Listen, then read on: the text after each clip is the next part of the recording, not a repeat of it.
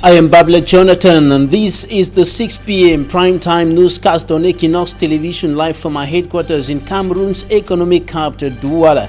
In our top stories in this edition of the news, Cameroon's Prime Minister Chief Dr. Joseph Janguti accelerates consultations ahead of the national dialogue convened by the President of the Republic, Paul Biya, to find a way out of the Anglophone crisis and other problems plaguing his country. The Prime Minister has been receiving different groups of persons at the Star Building in the nation's political capital, Yaoundé. And also in this newscast, we'll talk about traders of the Kumba main market in the southwest region of Cameroon who took to the streets today protesting against the decision of the government's delegate to the Kumba City Council to seal their shops because they have been respecting Operation Ghost Town and the lockdown imposed by separatist fighters in the two Anglophone regions of the Republic of Cameroon. Will also show you the deplorable conditions in which pupils and students in Gambetika in the central region of the Republic of Cameroon are studying. Stay with us.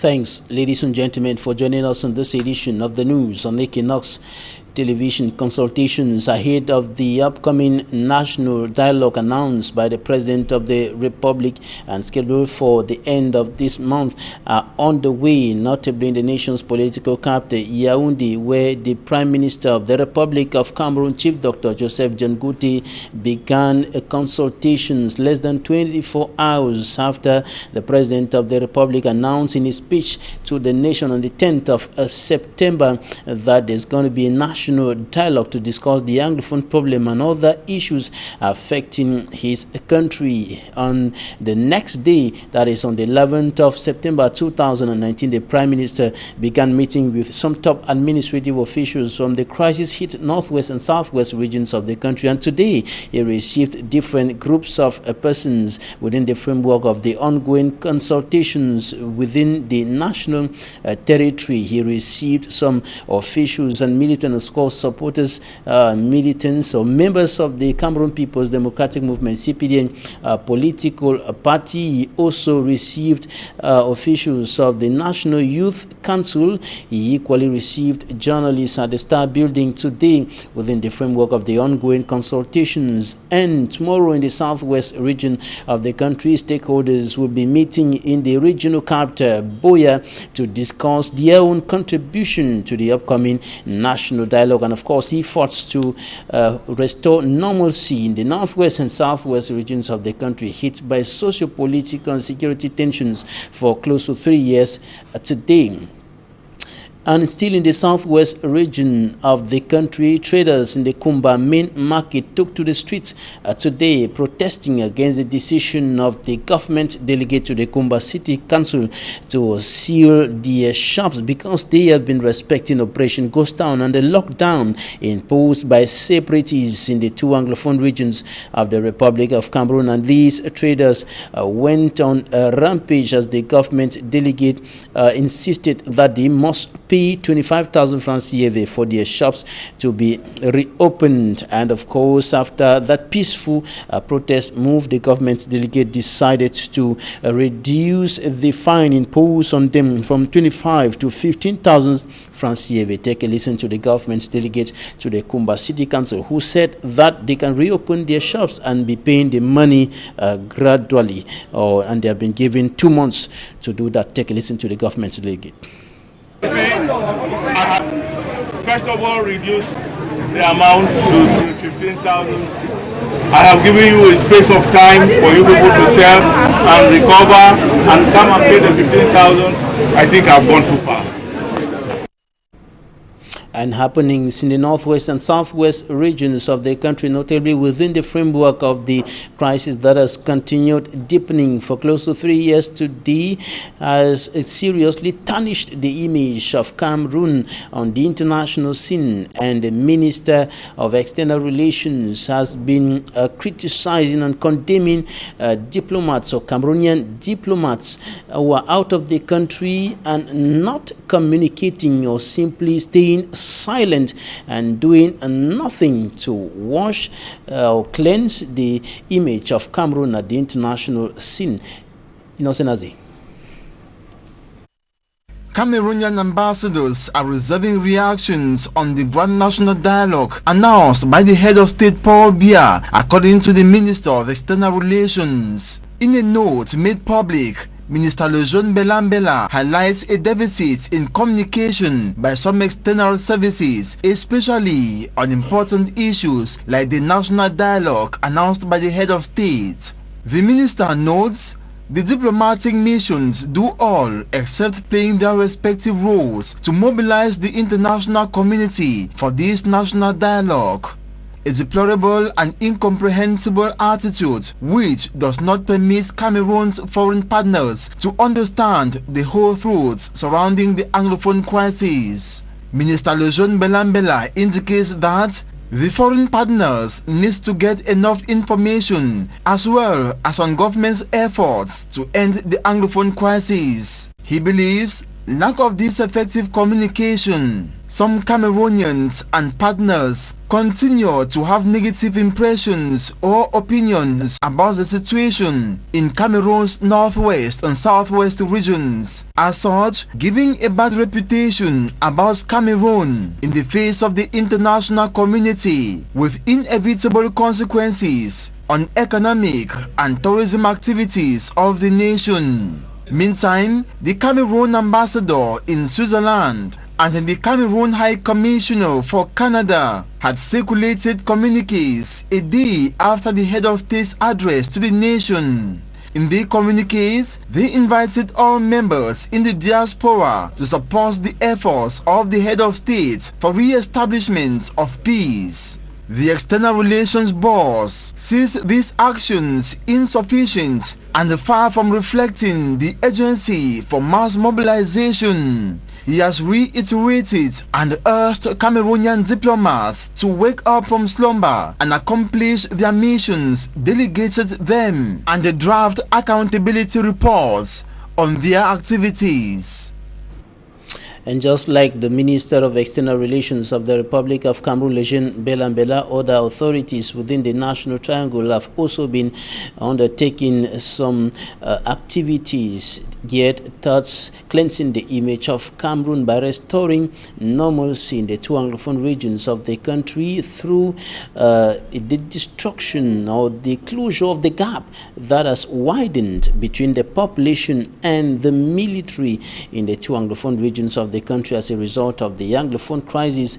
And one of such authorities is the division officer of TICO in the southwest region of the country, who has been using spots to close the gap between the population and the military. Derijato. TICO subdivision, gateway into the southwest region, has also witnessed its own adverse effects of the socio-political tension in the region. Observing the situation on the ground, Anwafo Kletos Asongwe, the divisional officer for TICO subdivision, noticed a parallel relationship between the population and the forces of law and order, major hindrance for unity and living together. And to address and redress this situation, he considered to have been retiring development in his subdivision. Anwafo Kletos Asongwe, the divisional officer for TICO subdivision, saw sport football as a unifying factor, and for the first time, TICO subdivision witnessed the divisional officers football tournament. No, it's not a goal. Now, we don't come together. So we play with military, we play with army, with gendarme, with police. That one fighting, it bring all we, because you know, so we the fear say police no be friend. But now we say, I'm saying, well, all we will be work together. At the finals, the cup donor TICO DO revealed that the strategy has worked out positively. I want to thank the population of TICO subdivision for always standing by the administration, for always supporting us, for coming out massively each time we call you, so that together we handle our development issues together. You are simply the best. I am one of the happiest Zeus around because I have a happy population also. Thanks so very much. And next year the second edition will be organized in style. Watertown Football Club won Police FC 2-1 at the finals.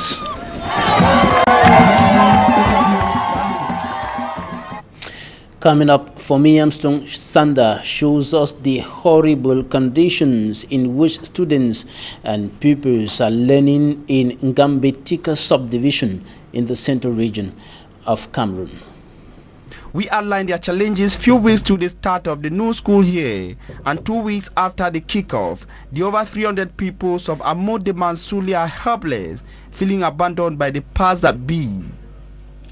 With no teacher, the government school that has not been operational for over 2 years remains closed, with classroom that tells a complete story of how the school has been abandoned since it was created. Amode Mansole, that is far off from the crisis-hit northwest and southwest regions of Cameroon, is heading to a blank academic year to the detriment of learners.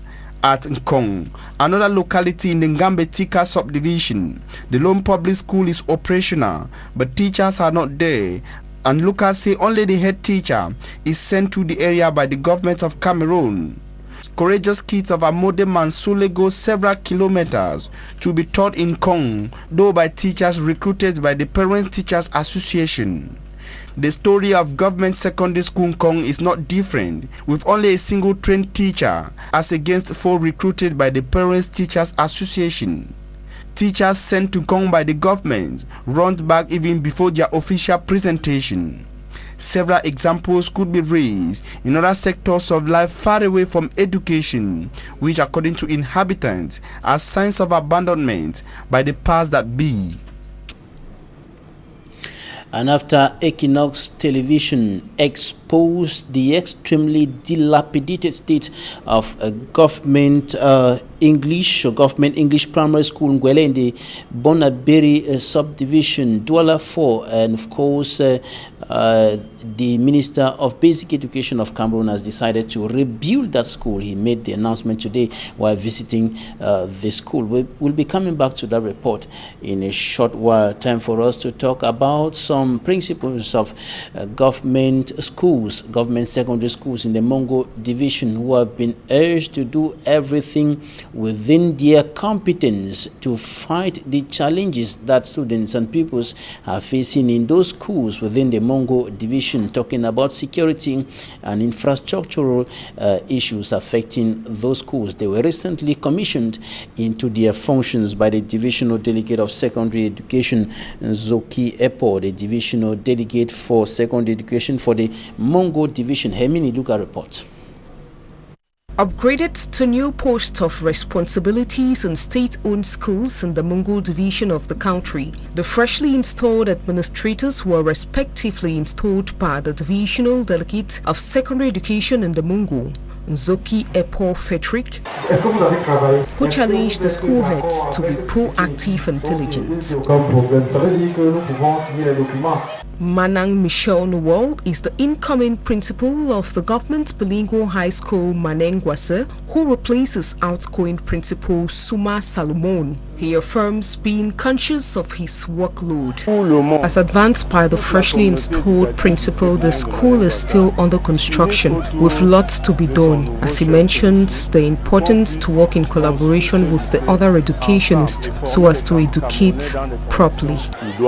As for the Lycée Bilingue de Lelem, the new female principal looks forward to work in collaboration with the rest of her staff as she targets handling the aspect of insecurity, which she says is a big challenge within the school premises. The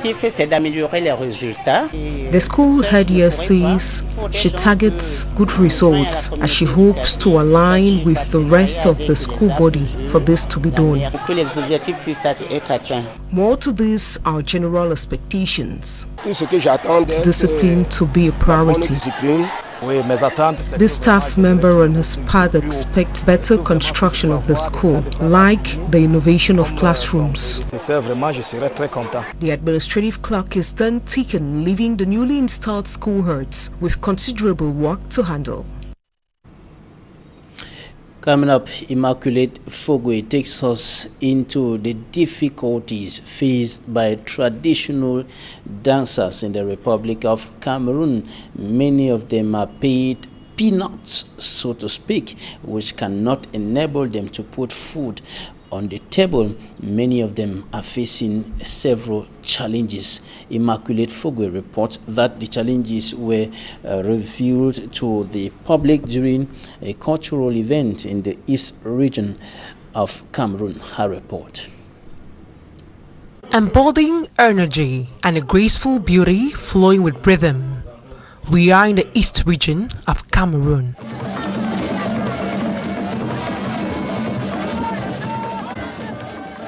Traditional dances in Cameroon is a means of marking life experiences, honoring kings and queens, celebrating weddings and other occasions. But the remuneration package that comes from carrying out the activity, according to those concerned, is not encouraging. Dancing does not yet have its place in the society. Dancers are always being neglected upon. Look at the way we are dancing under the sun.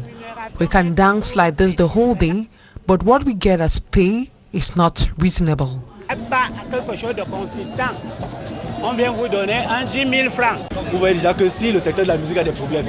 The movie and music industry are equally affected by the same problem. If financial aid is not offered to us, then how are they expecting us to cope with the situation? Every culture has a dance that matches a story which has to be told. The art and appreciation of cultural dance has to be looked upon by those concerned so as to preserve our cultural heritage. I told you earlier that after Equinox Television unveiled or exposed the extremely dilapidated nature of government English primary school Ngwele in Bonaberi Douala 4 subdivision, the Minister of Basic Education of the Republic of Cameroon has promised to reconstruct that school. He was speaking on the school campus today. For me, Armstrong Sander has more. Authorized and forgotten in terms of infrastructure, young Cameroonians here study in a pathetic environment. With classroom made of planks, the kids are exposed to noise and related environmental hazard. That is the Equinox TV report aired on September 12, 2019 that drew the attention of Minister Laurent Sech-Etondingwa of Basic Education to the deplorable learning condition and pathetic state of infrastructure at Government's English Primary School Ngwele in Bonaberi, Douala 4 subdivision. I want to thank them because they are the one who make me come here. That's true. I didn't know about this school and I saw it on TV.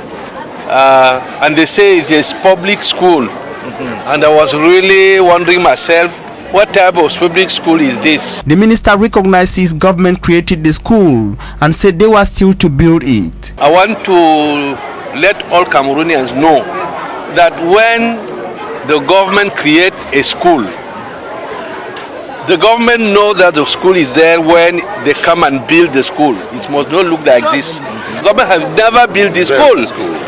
This is a chief of goodwill who decided to install this school in this old, what do you call it, farm. Created 5 years ago, local community efforts saw the erection of these structures where Cameroonians study, though exposed to environmental hazards.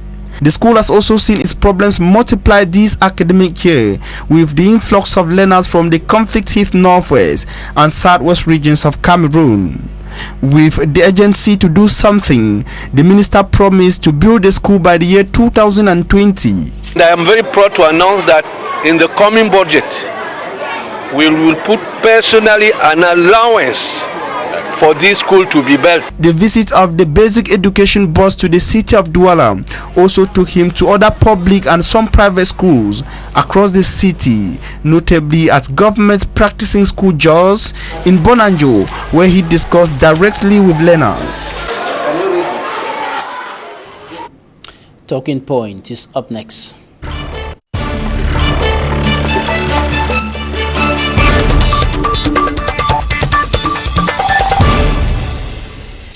We are receiving a female civil society activist. She is the coordinator of the Women's International League for Peace and Freedom on the African continent. She is the president of the Cameroonian branch of the Women's International League for Peace and Freedom. Sylvie Jacqueline Dokmuyu, welcome.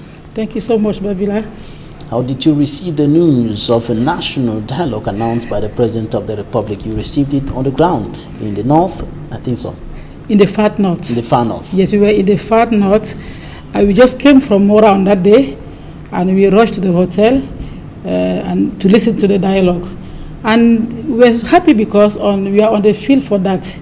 We are currently conducting a gender conflict analysis in the whole country in order to assess what are the conflict dynamics in the country, what are the conflict issues, what are the existing conflict mechanisms, peaceful mechanisms that exist in different regions, what are the expectations of women and the communities, what are the humanitarian needs. So on that day, we left Marwa to go to Mora to have some focus group with women coming from ex-hostages. So they left Boko Haram and they are now living in Mora. So we needed to listen to them and understand what is wrong, what happened when they were in the hands of Boko Haram, and currently what is their situation, what do they need, what is their dream for the Cameroon, for the new Cameroon they want to see. So having on that day the news of a national dialogue was a kind of relief for us, because for the past 4 years we have been working with women on the communities, and one of the things that has been coming for years is the call to have a space to discuss, to talk as brothers and sisters, and that space was dialogue. So of course we cannot say no, even though the way the dialogue was announced is not in terms of the way, in terms of the deadline, the timing and so on, but at least it's a good thing to know that the calls from people from national and international level has been heard by the President of the Republic. As a civil society leader who has been crusading for peace, working on conflict resolution in Cameroon and on the African continent and beyond, when you look at the context of the Anglophone crisis today, when you look at what has been happening for close to 3 years today and the actions undertaken by government, do you think that at this point in time, this national dialogue is the right step, that's the right direction, that's going to produce the right results? I think that the national dialogue itself is a good thing, but the problem is the approach. How do we approach the national dialogue? Normally, we don't just go to a dialogue like that. There are prior activities before. For example, how do we get into a dialogue? There is a need assessment. We need to assess and see what are the existing, as I just told you, what we have been doing is what the government should have been doing, going around the country, not only in the northwest and southwest, everywhere, because the different regions of Cameroon do not have the same dynamics. They don't have the same issues. So the way the issues are going to be addressed from different angles is very different. So there is a need, there is a kind of assessment which is done before. And when we decide to go into the dialogue, there are certain conditions in terms of planning, in terms of format. We don't just get up one morning and decide to go to a dialogue. How do we go to a dialogue? They need to have a planning, some committees to plan the dialogue. Because the danger is that if the format is not well respected, how do we have these committees who convenes the dialogue? Of course, this in our case is the President of the Republic asking the Prime Minister to do it, but he cannot do it alone, because the dialogue is like a mediation, and the Prime Minister is from the government, and we have armed group, we have all other people who are not very happy with the government. Therefore, we should agree on how is the process going to look like. So for us, we feel that, but it's not late, we feel that the Prime Minister and the government as a whole need to request. There will be past experiences, past national dialogue in other countries. It's about trying to learn from those experiences. If not, we might end up having some recommendation that we cannot implement. That is exactly why some legal minds like Barrister Ashu Emmanuel Agbo are questioning the legal backing of such a meeting, the legal backing, how binding will be the resolutions of such a meeting. If the people come and meet in a dialogue and they fail to disagree, what is going to, they fail to agree, what is going to happen? That's what I'm saying, that there's a format. Before we go to the dialogue, we need to agree on a minimum. I saw yesterday, for example, a list of people convened by the Prime Minister. How did we come about that? It's not that he doesn't have the right to do that, but it's about sitting together. And I remember in 2016, we conducted a study in Cameroon on the impact of conflict on women and girls. And we were able, from the impact, we were able to observe on the field to propose that there is a need to have a national mediator.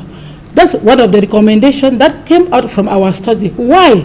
Because we felt that there was a kind of people with confidence from all sides. The best way to even engage into a dialogue is to have somebody who's at least accepted by the different side. On the contrary, if you can even have somebody from outside. So these are some preconditions. And when we have these preconditions, we have to agree. How do we are inviting the diaspora, we are inviting the women, we are inviting, what are the conditions, how do we sit? We were in the far north, we were able to see that women who have been arrested by Boko Haram, they can easily come back to their communities, but men refuse to come. Many want to come back, they don't want. Do you know why? Because when they come, their brothers who have been decided to come as a result of the committee, DDR, they are not being well treated. So the others are saying that there are no solid ground. They don't have assurance. Yes, there's no assurance. That's why I feel that even for this dialogue, there is a need to make people feel involved, to make people know exactly what are the stakes in the dialogue. But if there is no legal background, how do we work? What is the stake? What do I need? If, for example, I'm on the table, if we don't agree, what comes next? If we see, so there is no clear and there is no communication, because one of the requirements prior to a dialogue is communication. The communities as well need to understand what is dialogue. How do they engage in dialogue? For now, maybe some people are doing it, some organization, but normally the state should have done so as well to prepare people to come to the dialogue. So I feel that, feel that just 2 weeks to do all of that. That for me, I feel that is our will. Learning from other experiences. If the Prime Minister can decide to say that from what I've learned from other experiences, this is the format that I propose. And he brings people on board to a kind of sit down and have a legal back. It's not about rushing. No, I feel it's very good to have a dialogue, but it's very good to also have a proper one. Of course, people will tell me that we better have the worst dialogue than having been in war. No. Very true. But let's at least, because we have suffered so much, so many deaths, so many destructions. And the women have suffered so much. Yeah. From what yes. Looking at the situation of women yesterday with some of the civil society leaders from across the country discussing how they can bring in their own contribution to this dialogue, looking at the impact of the crisis, notably in the northwest and in the southwest, yes. on the women. Yes, that was, we had this meeting yesterday. We call this a consultative meeting, exchange meetings prior to the dialogue. Why? Because in 2014, in 2016, and since 2019, we have been conducting all these studies I'm talking about to understand the gender dynamics of the conflict. Therefore, we were able to understand that women are impacted seriously by the current crisis in Cameroon. 1325 resolution was adopted as a result of the fact that war has disproportionate impact on women and girls. But it's not about the 1325, it's about what we have been able to see in Cameroon, to observe. Therefore, women need to make their voices heard in the dialogue table. That's why we brought women yesterday together to a kind of brainstorming exercise to see which methodology, which strategy we can use for our issues to be on the dialogue table. So that's why we had all these women yesterday in Douala. All right, and you're definitely preparing for that event. What are some of the key issues that you think should be addressed as a matter of urgency in that meeting that will serve as long-lasting solutions to the current crisis? Maybe one which is general, not for women, is a peace education program. We need a permanent peace and education program for sustainable peace. The second issue is about the impact of conflict on women and girls in terms of IDPs and so on. There is a need to kind of have a program in a way of how do we support in terms of psychosocial support of all these women suffering from this trauma. So there is a need maybe not to have a different ministry or a division in the gender ministry or any important key ministry like MINAT or MINREX, which is going to take special care of all these trauma cases. Also, there is a need to resettle. There are many IDPs wandering around. What's the stake? They need to be relocated. They need to be resettled somewhere. So it's very important. And poverty. In the fact that we were able to see that government is absent from so many communities. So it's good for the government also to look for ways to go down to the community and especially to address the issue of poverty. How do we rebuild like economic empowerment of women of the community, because most of these issues are as a result of poverty. So we feel that the issue of addressing the impact of conflict on women and girls in terms of rebuilding them is very critical. All right, before we go, somebody like Barrister Ashu Emmanuel said to me yesterday that beside all what you're citing, the form of the state, marginalization and all of that stuff, one key thing that should emerge from that meeting is a union treaty that will legalize the union between former East and West Cameroons in order to solve the problem from the roots. What do you think about that? I feel that the dialogue is a space to discuss even the difficult question. So no question should be neglected on that table. So it's a very central question also to be addressed during the dialogue because it is dividing people right now. All right, CV Jacqueline Dogmu, coordinator of the Women's International League for Peace and Freedom on the African continent and president of the Cameroonian branch of that organization. Thanks for coming. Thank you so much.